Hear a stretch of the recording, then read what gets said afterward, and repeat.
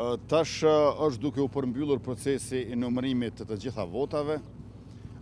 Andaj le të presim këto ditë, nuk e di a do të ketë ankesa, bëhet certifikimi dhe natyrisht që ne jemi të interesuar që pa humbur kohë të hymë në fazën e ardhshme, që është konstituimi i institucioneve të legjislaturës 11, sa më shpejt aq më mirë, por natyrisht ju e dini që për çështjen e presidentit, zgjedhjes së presidentit ose presidentes, ne këtë nuk mund ta bëjmë vetëm, për shkak se nevojitën 80 veta aty në sallë, në quorum, në bazë të një aktgjykimi të gjykatës kushtetuese që t'ju them drejtën, ka pasur shumë interpretime kritike kredibile, sepse ne dim që gjykata kushtetuese nuk do të duhej ta rishkruaj kushtetutën, as ta amandamentoj atë, por do të duhej vetëm ta interpretoj. Dhe ne kemi pasur shumë shembuj kur kemi pasur një lloj aktivizmi juridik, por ndodhemi tash në këtë rrethon dhe neve na duhet bashkëpunimi. Ne do të përpiqemi për sa më shumë bashkëpunim me opozitën sa i përket zgjedhjes presidentit apo presidentes. Nuk kanë munguar ofertat në kaluar nga ana jonë.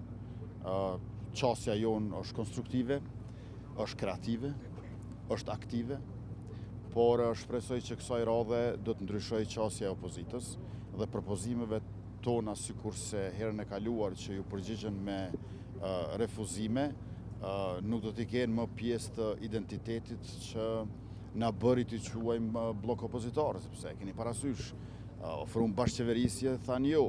Me 15 deputet ofruam 4 ministri edhe zëvendës kryeministrin e refuzuan. Pastaj ofruam rokadën midis pozitës e presidentit dhe kryeparlamentarit, një herë LDK-ja, pastaj PDK-ja, dyat refuzuan.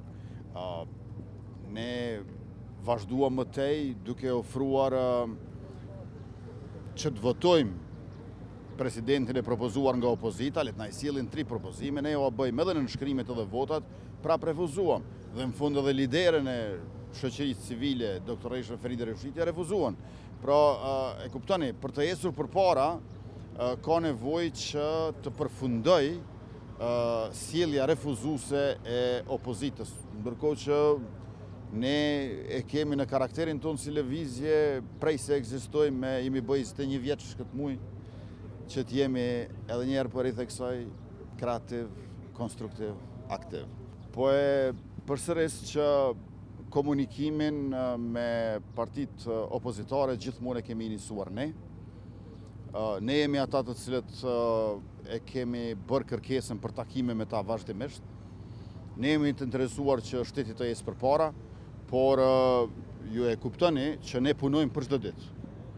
Edhe në fushatë dhe jashtë fushatës, për shkak se shteti nuk ndalet, për shkak se qeveria është në detyrë, për shkak se edhe kemi ushtruesit e detyrës presidentes, pra institucionet e Kosovës funksionojnë, por ne kemi kufizimin me që nuk kemi kuvend ku është vendi i opozitës.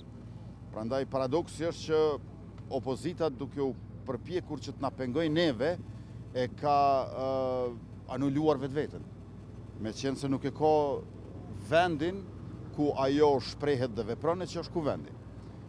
Prandaj edhe një herë po e potencoj që ecja përpara varet ekskluzivisht prej asaj se partitë e opozitës a do të ndryshojnë qasje e sjellje. Faleminderit shumë.